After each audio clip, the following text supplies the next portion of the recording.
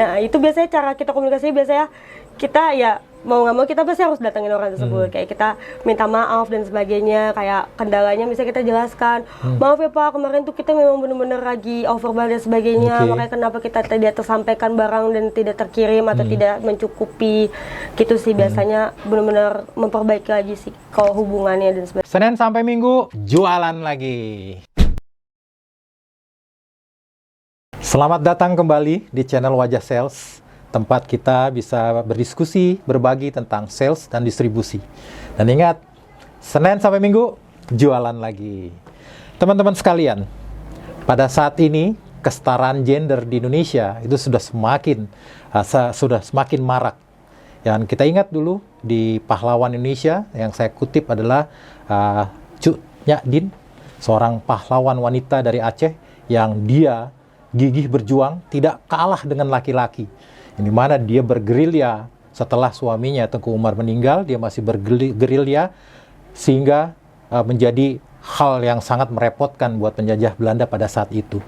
Nah, ingin saya cermati pada saat ini adalah di dunia sales, yang dimana kita ketahui orang sering bilang dunia sales itu adalah dunia yang kejam, yang dimana didominasi oleh kaum pria, kaum laki-laki. Tapi ternyata dunia sales ini juga menarik bagi kaum perempuan, bagi kaum hawa, yang selalu identifikasinya adalah kaum yang lembut, kaum yang lemah. Tapi ternyata di dunia sales ini, yang kejam ini, para wanita pun sudah memasuki dunia sales ini. Nah, pada kesempatan kali ini, kita sudah hadirkan seseorang yang dia bergelut di bidang sales, dan pastinya seorang wanita. Mari kita sambut Mbak, siapa namanya? Sania. Mbak Sania. Selamat datang Mbak Sania. Ya, selamat datang. Terima kasih Pak. Gimana kabarnya? Sehat ya? Sehat-sehat. Ya, Sehat aja. habis sakit sedikit lah. Oh, sakit sedikit. Ya. Kenapa? Kecapean Biasa, kerja? musim lagi panas ya kan? Oke, musim panas sakit ya. Sakit ya. Bukan karena musim rambutan jadi sakit, bukan ya. Mbak Sania ini saya lihat orangnya energik sekali ya. Boleh tahu umurnya berapa? Umurnya kebetulan masih umur 25 Oh, umur 25. Kalau dihitung-hitung sama saya selisihnya sedikit saja. Oh iya kan? Iya, sedikit, paling ya sekitar 30 tahun kali ya. Oke, Mbak Sania. Mbak Sania pada saat ini sebagai seorang sales supervisor. Iya, betul. Untuk sekarang ini. Oke, di sales supervisor, ini kan tadi dikatakan bahwa sebagai seorang sales supervisor di dunia sales yang kejam tadi, ya, itu latar belakangnya kenapa kok tertarik di dunia sales ya? Awal mula sih ya, sebenarnya di awal mula di dunia sales itu memang sebelumnya tuh jadi SPG aja, event-event aja, karena mengisi waktu untuk menunggu pengumuman universitas dan sebagainya gitu. Tapi lama-lamaan kayak jadi malah terjerumus di kerja gitu, karena kayak ternyata asik juga ya udah punya. Wait nih, ini terjerumus maksudnya gimana nih terjerumus nih? Terjerumus dalam hal yang baik, jadi kayak ternyata seru juga ya megang uang dan sebagainya. Jadi akhirnya tetap kerja waktu itu sebagai SPG reguler sembari kuliah gitu. Jadi awalnya memang sudah di sales, tapi di sales promotion pada saat itu, sales promotion. Berkecimpung, tadi megang duit gitu ya. Ya, karena memang perempuan megang duit, mirip, betul, kayak istri saya kayak gitu. Nah, setelah itu jadi asik masuk di sales dan diteruskan seperti itu. Dan diteruskan. Dan maksudnya diseriuskan lah gitu. Karena motivasi dari orang sekitar juga sih gitu. Ada inspirasi juga dari ada inspirasinya dari waktu itu kebetulan sales supervisor saya sendiri. Gitu. Perempuan juga? Laki-laki. Oh, laki-laki. Kebetulan laki-laki. Jadi dia benar-benar kayak ngedukung banget kayak kamu perempuan maupun kamu perempuan kayak kamu pasti bisa. Saya tahu, saya ngeliat nih Sania itu bisa nih kayak untuk berkembang dan sebagainya. Jadi lebih banyak belajar aja gitu. Itu bukan karena dibohongin? Enggak. Oh, enggak. Enggak, jangan gitu. Enggak ya. Ya karena kan tadi ilustrasinya bisa dikatakan adalah di sales ini kan bisa dikatakan berhadapan dengan salesman, ya kan, berhadapan dengan toko, ya, berhadapan dengan kompetisi yang kadang tadi tanpa etika, ya itu sering terjadi. Tapi memang kamu benar-benar tertarik sebenarnya di sales itu sendiri. Nah, kalau dari persepsi kamu sendiri, itu dunia sales yang kamu geluti sekarang itu seperti apa? Dunia sales yang saya gelutin sekarang itu benar-benar dunia yang lumayan menantang ya. Apalagi dunia sales itu kayaknya benar-benar ujung tombak keuangan lah ya, kayak maksudnya hampir semua produk itu pasti ada sales dan sebagainya gitu. Yang cari duit. Yang cari duit gitu. Jadi kayak benar-benar dunia yang luar biasa sih gitu. Oke. Nah tadi kan bicaranya cari duit nih, ya kan? Ya kalau cari duit sebenarnya tidak harus di sales dong. Iya. Tapi kenapa ke sales nih? Saya masih curious nih, masih penasaran nih. Kenapanya? Karena kayak pertama dia luas ya, benar-benar kayak disuruh kayak hampir semua PT pasti ada salesnya. Karena dia ujung tombak perusahaan kan. Kayak tanpa sales itu perusahaan ya siapa gitu yang mau menawarkan produk dan sebagainya gitu. Itu sih motif yang pertama yang membuat tertarik dunia sales gitu. Tapi di MBG nggak ada tuh salesnya. Ya jangan menyimpang. Ya karena kalau kita bicara tentang MBG ntar kemana-mana. Iya betul. Secara dunia tadi. Nah pada saat ini Mbak Sania juga pegang tim ya? Iya, pegang tim. Ini sekarang di distributor atau di prinsipal? Nah, untuk sekarang ini sedang di distributor. Di distributor. Ya, kita nggak usah sebutkan distributornya apa ya. Yang dimana di situ ada tim ya? Iya, ada timnya. Ada berapa orang timnya saat ini? Kebetulan sekarang megang 3 orang. Oh, fokusnya ke channelnya apa? Channelnya GT. Oh, GT. Oke, channelnya GT. Yang dimana sebelumnya juga punya pengalaman MT dong pasti ya? Iya, sebelumnya malah lebih banyak di MT. Nah, ini malah pengalaman baru bagi saya untuk megang GT. Iya, betul. Oh, jadi antara MT sama GT justru sebenarnya MT-nya sudah duluan dipelajari ya? Iya, MT-nya sudah dipelajarin duluan, malah baru GT-nya sekarang. Nah, kalau kamu lihat pada saat ini antara MT GT-nya itu perbedaannya apa? Kemudian mana yang lebih menantang? Yang lebih menantang pastinya di GT sih ya. Di GT, karena untuk prospek penawaran dan sebagainya itu benar-benar kita harus gimana caranya benar-benar jualan. Karena untuk kalau di MT itu kebetulan kayak walaupun dia produk yang slow moving sekalipun pasti dia tetap toko tuh tetap butuh untuk fungsi dan sebagainya, transaksi dan sebagainya. Tapi untuk di GT ini tuh dia tantangannya lebih dalam lagi gitu. Jadi benar-benar berhubungannya sama owner toko ya, betul, sampai ke retailnya. Nah sekarang produk yang dipegang benar-benar mainnya di GT sampai ke R berapa? Sampai rombong atau sampai hanya yang grosir atau retail besar saja? Untuk sekarang ini sampai di grosir sih. Sampai di grosir saja. Karena memang berhenti di grosir atau memang baru berhenti di grosir, nanti nextnya akan ke retail? Retail, maksudnya retail kecil atau retail besar? Kecil. Retail kecil, pegang juga retail kecil. Nanti sampai ke sana ya? Sampai ke sana. Jadi benar-benar sekarang ini merintis ya sebenarnya? Iya, benar-benar merintis dari benar-benar retail yang kecil banget gitu. Nah, kalau tadi dikatakan bahwa antara di modern market sama di general trade tadi, kalau di modern trade udah pasti dia bahkan order karena ya tadi pasti ada juga ada perjanjian khususnya di situ, trading term dan lain-lain. Tapi di GT tidak, tapi transaksional yang dilakukan. Kalau menurut Sania sendiri, bagaimana supaya bisa berhasil dalam distribusinya tadi? Nah, untuk distribusinya ini benar-benar berarti utamanya di sales kuncinya. Karena bagaimana cara si sales itu menawarkan.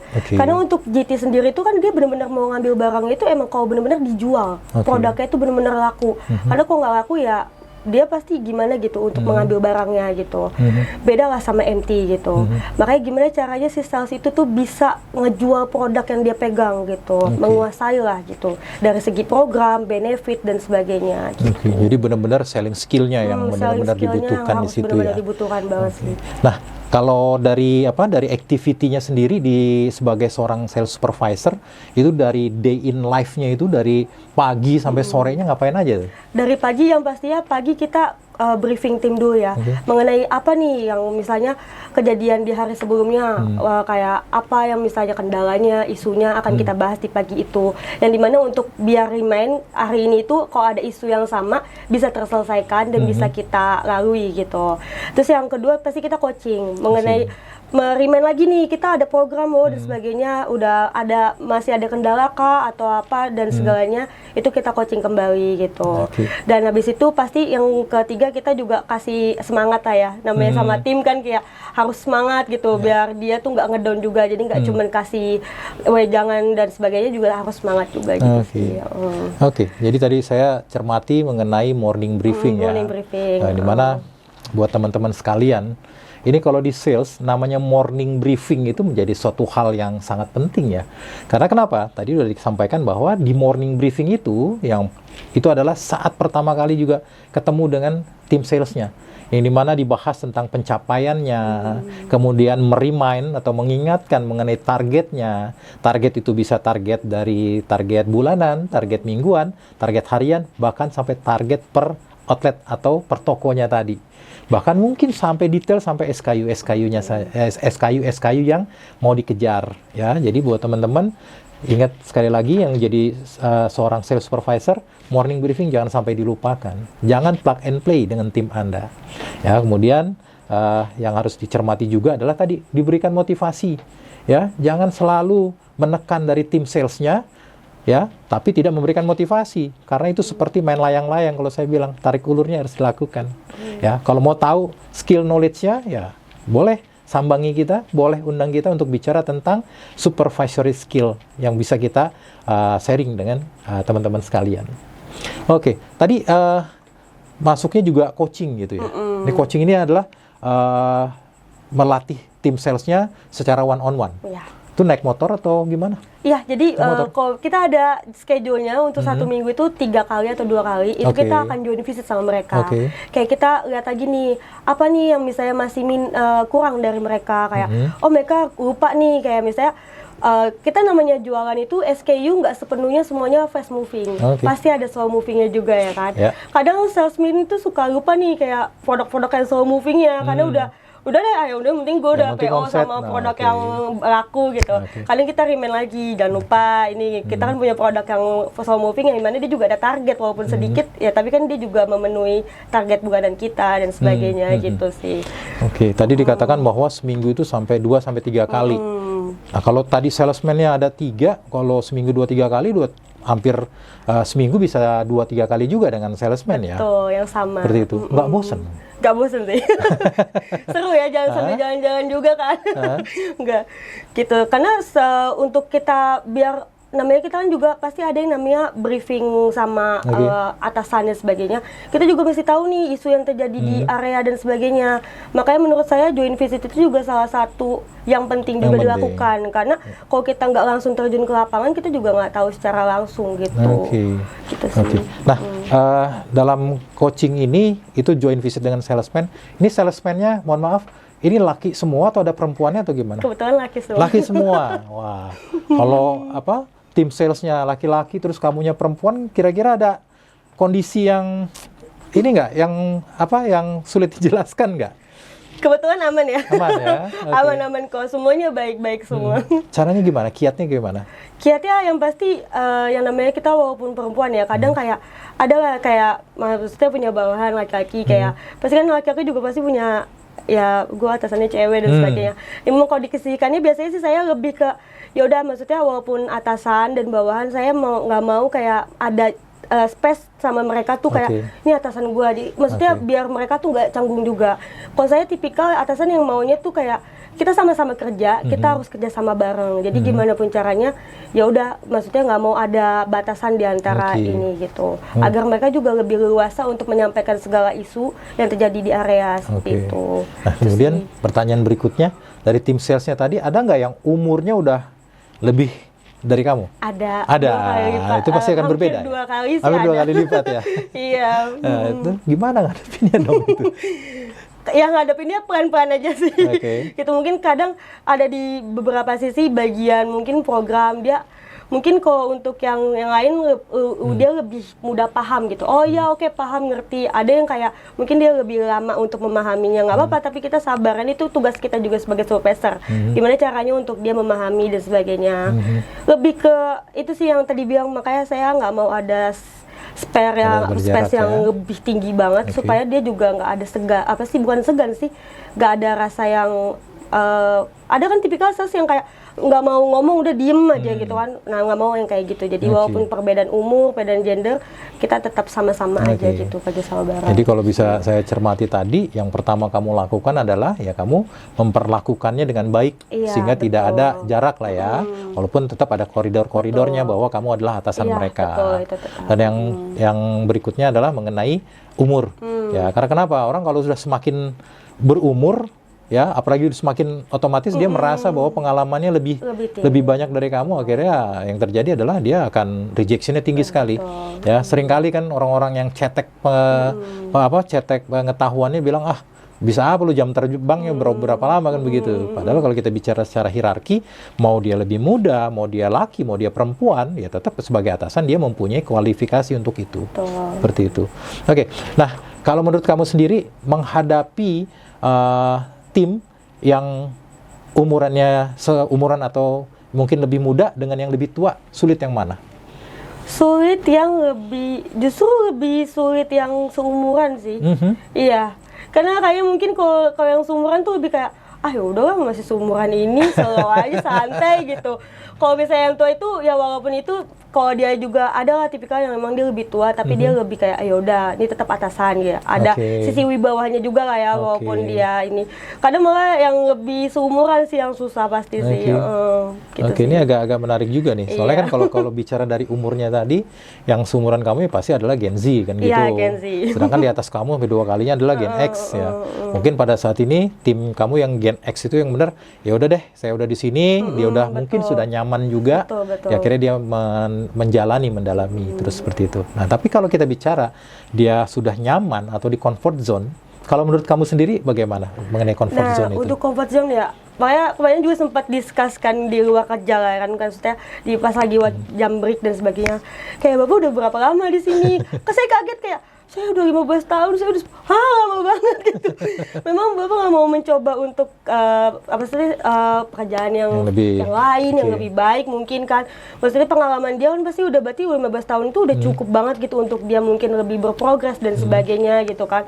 Kadang mungkin saya kasih masukan sih sebagai mungkin kita ya yang muda maksudnya lebih kasih dia semangat juga gitu loh untuk nggak apa-apa Pak, kemarin misalnya dia ada cita kayak kemarin saya dapat sih kayak untuk naik di supaya tapi saya nggak mau deh udah enak kayak gini aja gitu udah nyaman kerjanya mungkin udah yang kayak flat aja kayak gitu-gitu aja. Jadi saya tetap kasih semangat jangan kayak gitu lah Pak, maksudnya perkembangan karir Bapak juga kan nanti berpengaruh ke hidup Bapak juga lumayan kan nanti gajinya juga lebih naik dan sebagainya gitu sih, kasih semangat juga sih gitu. Nah ini sangat menarik karena saya juga mendalami tentang hal tersebut yaitu di mana kadangkala dulu juga saya berpikirnya adalah orang kalau bekerja otomatis kan pengen naik, pengen ke atas, pengen karirnya lebih, ya otomatis juga penghasilannya pasti lebih.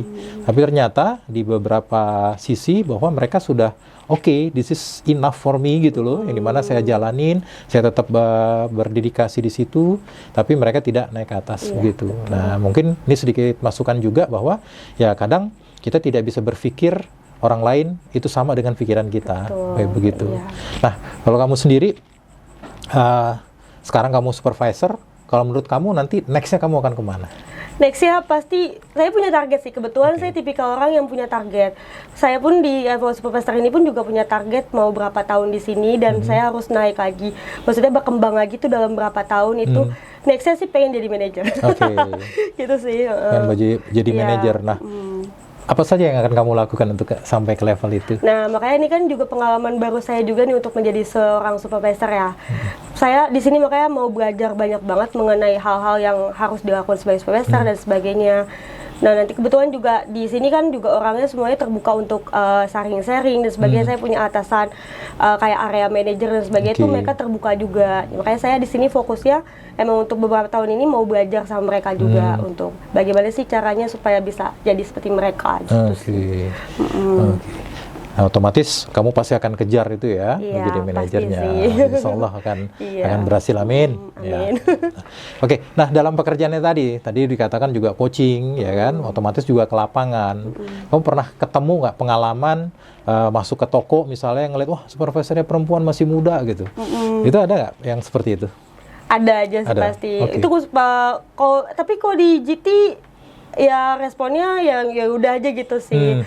Paling kalau yang kayak gitu sih biasanya lebih banyak di MT. Iya, gitu. Gimana mereka biasanya responnya? Responnya kayak responnya tuh kayak ya udah macam-macam ya namanya orang retail kan ya, ada yang positif, ada yang negatif juga gitu sih. Kalau yang contohnya yang Negatif kayak gimana? Ya biasa kan Rita ganjen-ganjen sebagainya gitu sih. Terus balasnya ganjen juga atau Enggak gimana? dong. Oh enggak ya. Saya tipikal yang saya Oke. galakin.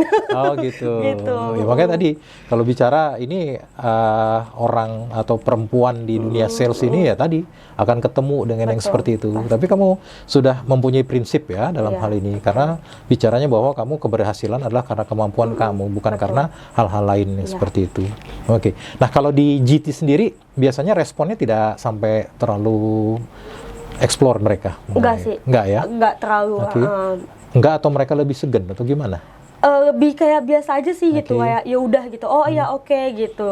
Karena rata-rata kalau sejauh ini ya orang GT nggak terlalu banyak omong kayak orang MTC gitu. Kalau menurut saya gitu. ya gitu. Oke. Ya, kayak udah fokusnya kayak mungkin karena GT itu rata-rata dia ya udah karena sibuknya karena dia langsung kan Oke. dia ngelayanin customer dia tanda tangan supplier harus Oke. ini PO segala macam. Beda sama MT ini kan dia ada runtunan-runtunan ini, Betul. ada manajer, ada supervisor toko, ada Ya. staff toko. Jadi mungkin waktu mereka senggangnya itu lebih banyak jadi untuk mereka ngobrol yang lebih ke nggak penting gitu ya. gitu sih. Oke. Ya sebenarnya kalau bicara bukannya waktu senggangnya lebih banyak, cuma yang memang mereka tadi beda antara GT sama MT ya tadi MT mereka lebih ke surfingnya dan lain Iya, service-nya betul. tadi. Oke. Nah kalau di kamu sendiri punya pengalaman yang menarik nggak ketika masuk ke GT atau ke grosir? Apa suatu hal yang menarik bagi kamu? Paling hal yang menarik itu ada satu toko Pareto kita sih yang dia tuh omsetnya lumayan gede banget. Kayak bisa 1 bulan itu tuh bisa 1 M sendiri dari Oke. dia doang gitu. Dan ternyata ownernya masih muda banget itu lumayan menarik banget sih gitu. Kayak maksudnya memotivasi banget dia masih muda tapi dia udah megang handle usaha yang sebesar itu dimana dari kita satu brand aja tuh dia udah 1 omsetnya miliar. 1 M gitu. 1 M. Dan dia kalau bayar tuh COD. Oh, cash on langsung delivery. iya gitu. Jadi nggak tempo dan apa. Jadi itu lumayan wah keren sih gitu. Ya. Semua pengalaman baru banget sih untuk Oke. ketemu gitu sih. Oke, nah ini buat teman-teman nih, ini menariknya antara GT sama MT tadi. Yang dimana kalau kita bicara MT, itu kadang orang bilang adalah political store atau political market. Ya karena tadi branding, availability, ya atau display yang sangat dipentingkan. Dan kalau belanjanya pasti mereka adalah SKU-nya lebih banyak. Nah, kenapa tidak ke GT saja? GT itu kan berat ya, GT itu harus distribusi. Mereka lakukan karena kenapa? Salah satunya adalah tadi pembayarannya tadi. Karena sebagai cash cow juga di GT. Ya tadi dikatakan bahwa dia satu toko aja cash on delivery bisa 1 miliar satu brand. Ya karena memang ini yang jadi kekuatan di GT itu sendiri. Jadi jangan pernah kita membeda-bedakan antara GT sama MT karena masing-masing mempunyai karakteristik dan keistimewaan yang berbeda. Ya, oke. Nah, kemudian di grosir tadi, yang dia 1 M sendiri, ya, itu berapa persen dari total omset kamu? Nah, kebetulan karena dia masuk ke Pareto tuh bisa dari dia itu bisa 10% lah. 10% Iya. satu toko. Iya, Wow, luar 10%, biasa sekali. Nah, kalau menurut kamu sendiri, kamu lebih senangnya menghadapi atau jualan ke outlet yang Pareto seperti itu atau ke distribusi? Atau outlet yang lebih banyak? Kalau saya lebih sukanya sebenarnya lebih ke distribusi sih, karena emang tipikal orangnya emang suka yang langsung ketemu langsung gitu kan. Kalau Pareto kan biasanya kita megang cuma beberapa doang kan, dan biasanya Pareto itu juga dia tipikalnya ya udah pasti order setiap bulannya gitu. Paling kita temuin dia itu kalau misalnya kita ada perubahan program, kita akan temuin dia langsung untuk menyampaikan gitu. Oke. Atau kita misalnya kurang-kurang omset gitu, pasti kita minta tolongnya sama Pareto gitu. Oke. Beda lagi sama retail, emang dia harus kita temuin terus kan gitu. Jadi Oke. kalau saya pribadi lebih suka ke Pareto ke retail kecilnya Oke. gitu. Ya, karena kalau kita bicara tentang distribusi ya, namanya distribusi adalah ya secara teorinya adalah mendekatkan produk sedekat mungkin dengan konsumen. Di mana kalau di grosir ya pasti bicaranya adalah indirect distribution.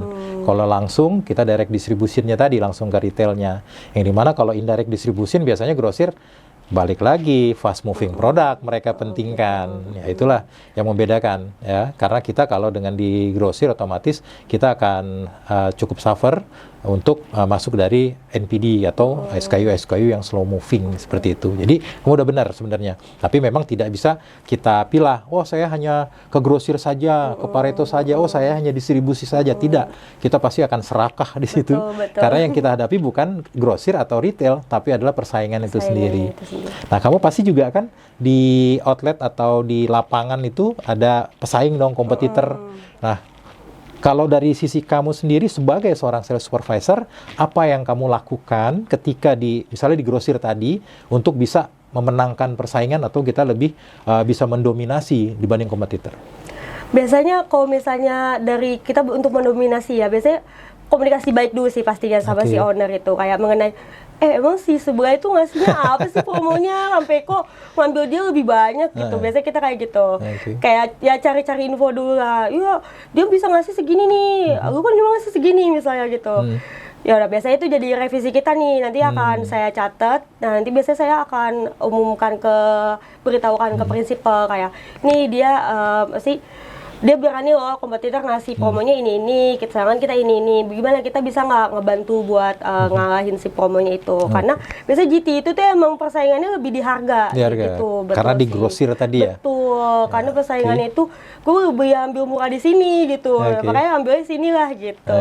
Itu sih paling lebih ke biasanya pendekatannya sih harus lebih ini. Jadi lebih banyak pertama adalah approach tadi, pendekatan. Kemudian kita pasti karena di grosir mau nggak mau bicaranya adalah tentang program atau bicara tentang margin yang mereka dapatkan. Seperti itu ya.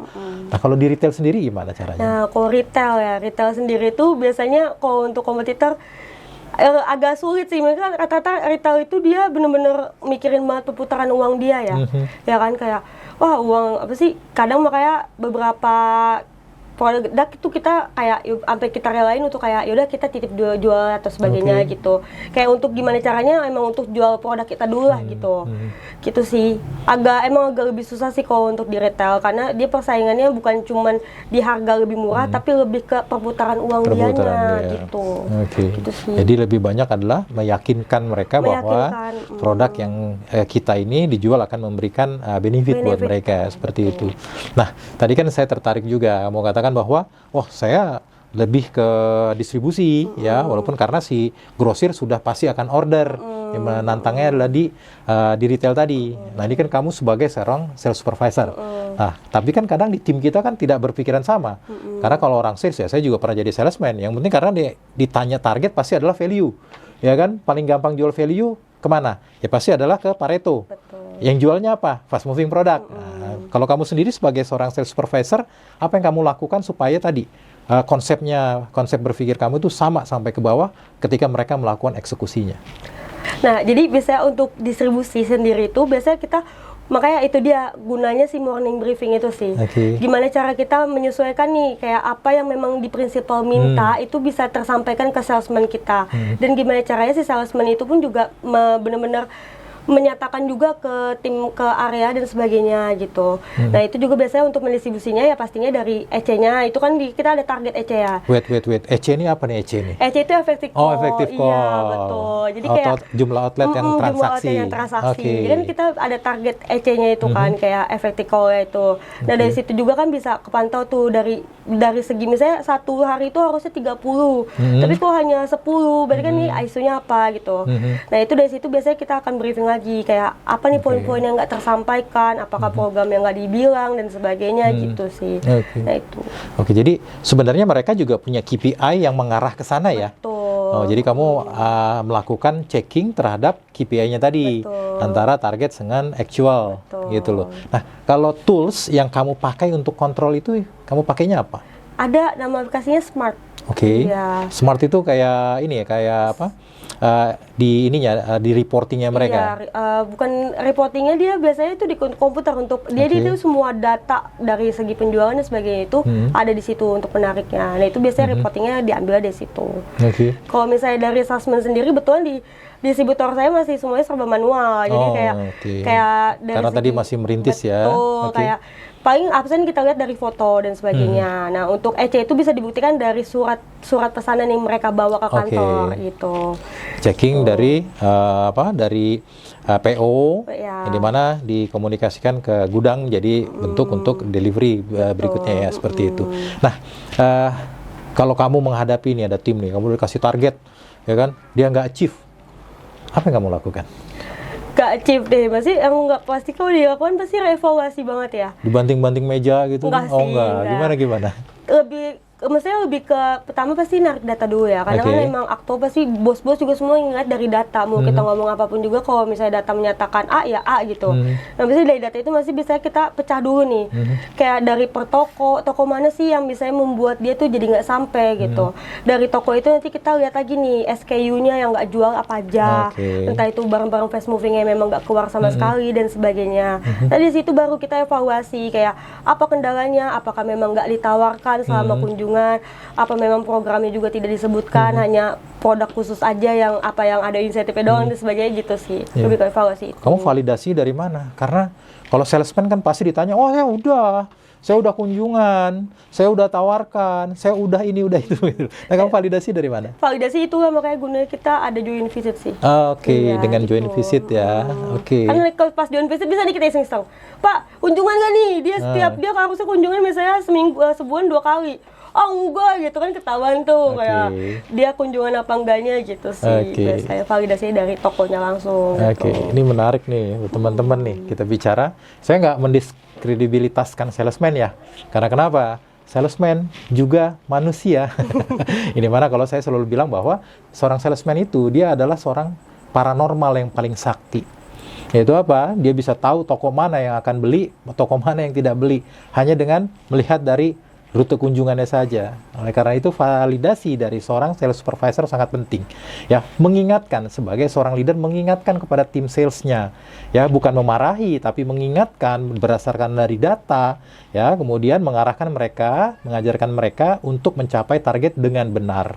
Ya, karena kenapa? Balik lagi ya, sama-sama manusia. Tadi udah dijelaskan sama Mbak Sania bahwa antara atasan dengan bawahan tadi ya jangan sampai ada jarak yang terlalu jauh di situ, yang dimana seorang supervisor harus menjadi tempat bertanya buat timnya ya. Dan kalau kita bicara tadi controlling tadi, kalau di beberapa perusahaan dia sudah pakai Salesforce automation ya, langsung terkonek dengan reportnya tadi ya. Kalau teman-teman yang ingin tahu lebih dalam boleh kita bincang-bincang lebih jauh mengenai Salesforce automation itu. Oke, Mbak Sania, dalam karirnya ini gimana dengan pencapaian target? Sering tercapai atau sering loss atau bagaimana? Untuk kebetulan bulan kemarin itu lagi nyampe over banget dari 100% ya, karena memang kita kemarin lagi ada last bite juga. Jadi kayak emang lagi pus-pusan banget tuh kemarin. Kebetulan kan juga saya masih baru di sini, jadi kebetulan nah kemarin itu karena nyampe, nah ini lumayan apa ya, challenging lah ya, bukan kita bilang beban lah ya, challenging karena gimana caranya supaya setidaknya harus stabil. Pasti kan atasan ngeliat kayak setidaknya harus stabil, nggak boleh turun ya, kalau nggak stabil ya naik gitu. Kayak challengingnya di situ. Betul. Ya, ini saya menarik nih kalau kita bicara mengenai last bite. Karena kadang-kala ya last bite tadi itu seperti buah si malakama sebenarnya. Ya, karena yang memang harus dilakukan biasanya tadi kita alokasi biasanya. Karena ya tadi untuk menghindari, ya kan, di bulan ini kita over, bulan besok kita suffer gitu. Nah, biasanya kalau kalau last bite seperti itu span of control kamu sebagai seorang supervisor di mana ya? Nah, biasanya untuk last bite itu udah pastinya, itu kan biasanya udah diinfo dari awal bulan sebelum berakunya kan. Kayak misalnya nih, bulan depan kita bakalan ada kenaikan harga dan sebagainya. Jadi akhir bulan ini tuh last bite kita loh untuk harga lama misalnya. Nah, itu gimana nih caranya kita tuh untuk pastinya pertama stok. Stok itu kan pasti kita harus ada dong. Masa nggak mungkin kita last bite kita jual tapi nggak ada stok. Sama sayang-sayang aja kan gitu. Nah, yang kedua itu gimana nih controlling kayak cara kita komunikasi ke toko untuk ya udah biasanya kan kalau last bite gitu target kita bakal dinaikin tinggi banget gitu kan. Jadi gimana cara kita nyampe target itu juga ya kita harus komunikasikan ke toko-toko. Kita last bite kalau kita bulan ini terakhir harga baru, harga lama. Nanti awal bulan kita udah bakalan harga baru dan sebagainya. Jadi benar-benar terus juga bakalan informasi juga ke sales, remind dan sebagainya. Gimana caranya mereka tuh menyampaikan, jangan sampai nggak tersampaikan. Karena ada aja beberapa toko yang ketika kita ujungnya belum diinfoin tuh kita bakal ada kenaikan dan sebagainya. Itu sih yang harus nggak boleh sampai miss. Ya, karena kita bicaranya dengan toko tadi yang kamu sampaikan bahwa ya relationship-nya kan harus dibina. Yang kalau orang dibilang kalau di GT itu yang paling utama tadi adalah selling skill-nya sama negosiasi tipis-tipis, dan yang paling penting tadi relationship-nya ya dilakukan. Salah satunya dengan menginformasikan program akan berakhir atau ada last bat dan lain-lainnya. Nah, misal ada outlet yang tidak tersampaikan sehingga ketika last bite itu tidak dapat karena ya tadi kan biasanya ada siklus kunjungan dari salesman itu tidak terjadi sehingga dia miss dan ngambek. Nah, kamu sebagai seorang sales supervisor apa yang kamu lakukan di situ? Nah, kalau misalnya untuk toko ngambek nih, memang pasti ada aja lah. Ngambek juga bukan karena kendala tidak dikirim juga, ada juga yang mungkin dia mintanya sampai 1000 karton, tapi kita cuma bisa memenuhinya 500, karena kan kita juga pasti ada target yang kita nggak boleh over banget dari yang seharusnya ya kan. Nah, itu biasanya cara kita komunikasi, biasanya kita ya mau nggak mau kita pasti harus datengin orang tersebut, kayak kita minta maaf dan sebagainya, kayak kendalanya bisa kita jelaskan, maaf ya Pak, kemarin tuh kita memang benar-benar lagi over dan sebagainya, makanya kenapa kita tidak tersampaikan barang dan tidak terkirim atau tidak mencukupi, gitu sih biasanya benar-benar memperbaiki lagi sih kalau hubungannya dan sebagainya. Yang paling penting didatengin dulu lah ya. Datengin sih itu pasti wajib banget. Karena kalau di sales kadang itu toko itu juga mereka merasa dihargai kalau dari atasannya datang. Ya karena kalau itu bicaranya balik lagi toko itu atau grosir tadi tiap hari menghadapi salesman terus dengan berbagai macam ragamnya sehingga ketika datang atasannya mereka merasa dihargai di situ. Itu yang harus benar-benar dilakukan. Ya. Nah, kalau saya lihat nih kamu kan terstruktur sekali nih melakukannya ini. Ini tadi sebelumnya kamu sampaikan kamu belajar terinspirasi dari atasan kamu sebelumnya. Tapi di luar itu ada nggak hal-hal yang kamu pelajari? Yang dipelajarin di luar dari atasan ya, dari sehari-hari sih. Dari sehari-hari, kayak dulu kan jadi SPG sebagainya, itu kan udah terbiasa juga komunikasi sama customer, langsung malah itu face to face sama customer ya kan. Dari situ juga kayak ya udah jadi terbiasa untuk komunikasi dan sebagainya. Gitu. Jadi benar-benar kamu otodidak lah belajarnya dulu di situ ya. Ya kalau saya sih suggest ya tadi banyak komunikasi dengan atasan kamu, yang dimana atasan itu harusnya dia lebih paham. Ya buat teman-teman. Nanti kapan-kapan kita boleh juga nih ngobrol di area sales manajernya atau di regional sales manajernya. Karena ya tadi yang di materi sebelumnya kita udah jabarkan bahwa hierarki itu juga sangat berpengaruh ya. Nanti pada saat ini Mbak Sania bagus sekali dia menyampaikan mengenai hierarki sebagai seorang sales supervisor di situ. Oke, Mbak Sania. Tadi dikatakan bahwa kamu punya target nih mau jadi area sales manager. Kalau menurut kamu sendiri kamu bisa mentoknya sampai di mana? Mentoknya ya. Untuk target tertinggi sekarang itu sih di pastinya di area di RSM lah ya, regional lah. Regional sales manager. Masa cuma sampai regional? Untuk sekarang, tapi kan nanti target lama-lama berubah nih. Kita kan pasti punya target setiap tahunnya berubah-berubah gitu. Tapi untuk sekarang ini lagi fokusnya ke sana. Kalau udah nyampe sana sih pasti untuknya mau lebih tinggi lagi. Jadi ada target jangka pendek, jangka menengah, jangka panjang ya. Kalau bisa sih kalau kita udah jadi RSM segala macam kita udah menguasai banget nih. Kita udah kenal distributor segala macam. Kok bisa buka toko sendiri nggak sih? Gitu sih. Loh kok kenapa Toto jadi buka toko sendiri? Gimana ceritanya? Biar jadi pengusaha lah. Pasti kita mau kerja terus sama orang. Oh gitu. Oke. Ini kalau kita bincang-bincang mengenai sales ini kan menarik sekali ya. Kita bicaranya tadi secara actual dari kamu sendiri bagaimana, kemudian menghadapi timnya seperti apa gitu loh. Nah, selama karir kamu ada nggak menghadapi suatu problem atau suatu masalah yang benar-benar bikin headache lah, bikin sakit kepala, dan kemudian bagaimana cara kamu menyelesaikannya? Ya, yang paling selama ini ya perpindahan dari SPG sampai sekarang jadi supervisor itu paling berat itu ketika dari SPG naik ke sales saat itu. Jadi kayak dulu kan emang lamanya itu banget di SPG kan sekitar 2 tahun, habis itu naik jadi langsung jadi sales. Situ waktu itu paling beratnya di situ sih, karena pas perpindahan jadi sales itu ada banyak bentrokan yang ngebuat jadi pas jadi sales itu koordinasi ke tim jadi itu hancur banget gitu. Gitu sih. Oke. Karena waktu itu karena pas naik jadi sales itu kan dulu di brand yang nggak usah disebut itu. Jadi kalau SPG dan MD itu tuh dia di outsourcing, sedangkan di salesnya itu dia principal. Oke. Nah kebetulan memang waktu itu dapat kesempatan untuk jadi sales principalnya langsung. Tapi ya memang kalau bagi stepnya itu harusnya dari SPG belajar dulu jadi MD ya kan. Tapi kalau saya langsung loncat nih ke sales gitu. Nah di situ banyak bentrokan kayak nggak suka dan sebagainya. Nah itu di situ yang benar-benar susah banget sih untuk pas jadi sales harus nge-handle tim yang nggak suka sama kita gitu sih. Oke. Buat teman-teman ini suatu inspirasi ya, insight yang luar biasa. Saya personally, saya kenal beberapa orang yang dia juga mulai karirnya dari SPG, kemudian naik di sales, kemudian supervisor, area sales manager, regional sales manager, bahkan sampai di posisi sales director. Jadi buat teman-teman yang perempuan ya, terutama terbuka ya untuk bisa sampai ke posisi yang kalian inginkan. Yang paling penting adalah bagaimana kita bisa belajar, bagaimana kita bisa beradaptasi, dan bagaimana kita bisa mengembangkan develop dari knowledge pengetahuan kita untuk sampai posisi itu.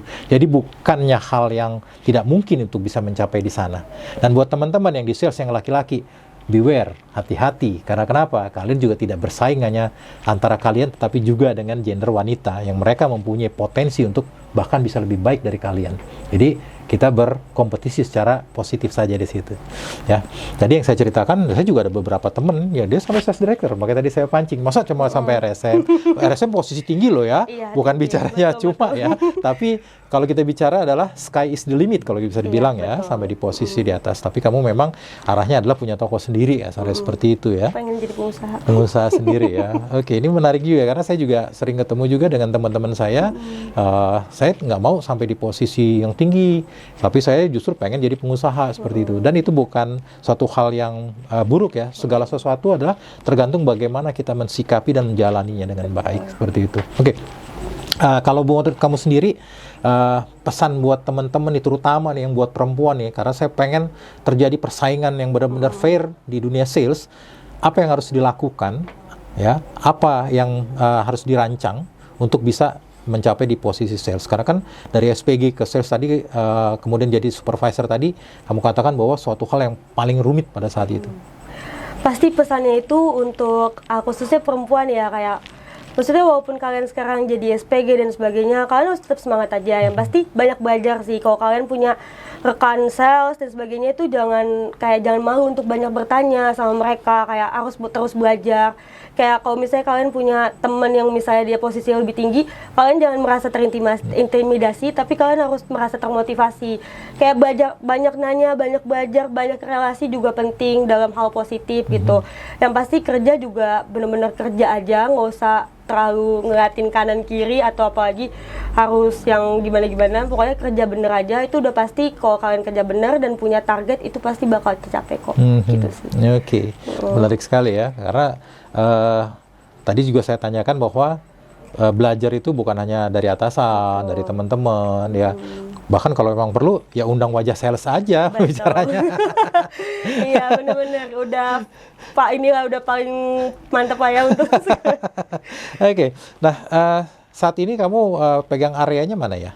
Untuk sekarang ini pegang area Depok Tangsel sih, tapi banyaknya di Tangsel sih. Di Tangsel, ya, paling ya. cuma irisannya doang gitu. Oke. Untuk cabai dan sebagainya. Ya, gitu. buat para grosir yang di daerah Depok Tangsel, kalau ketemu dengan Mbak Sania, bilang salam dari saya, salam dari kita, karena ini adalah Sri Kandi sebagai talent kita untuk kedepannya untuk di sales yang lebih baik, seperti itu. Oke, Mbak Sania, ada pesan-pesan lain buat teman-temannya, terutama yang tadi SPG tadi, karena kadang-kala orang melihat di SPG itu, kerjanya ngapain sih gitu kan, tapi ternyata kan mereka bisa berkarir. Bahkan tadi saya juga beberapa teman, ya bukan satu dua ya, beberapa teman yang dari SPG, bahkan dia menjadi sampai sales director. Ya, maksudnya paling pesannya untuk yang di posisi SPG yang mungkin sering juga dipandang sebelah mata ya. Maksudnya nggak semua profesi itu bisa dipandang sebelah mata sih. Kalian kan juga nggak tahu ya, ternyata dari SPG itu dia ada jenjang karirnya juga gitu. Jadi tetap semangat aja. Namanya semua kerja itu positif, baik. Yang penting kita bisa ambil hikmah dan ambil pelajarannya, itu pasti bakal berkembang gitu sih. Oke, luar biasa sekali. Oke, Mbak Sania, terima kasih untuk waktunya di sini ya, dan buat teman-teman sekalian, ini suatu momen yang luar biasa ya, kita bisa berdiskusi. Karena kenapa? Di Wajah Sales yang paling penting adalah Senin sampai Minggu jualan lagi. Senin sampai Minggu jualan lagi.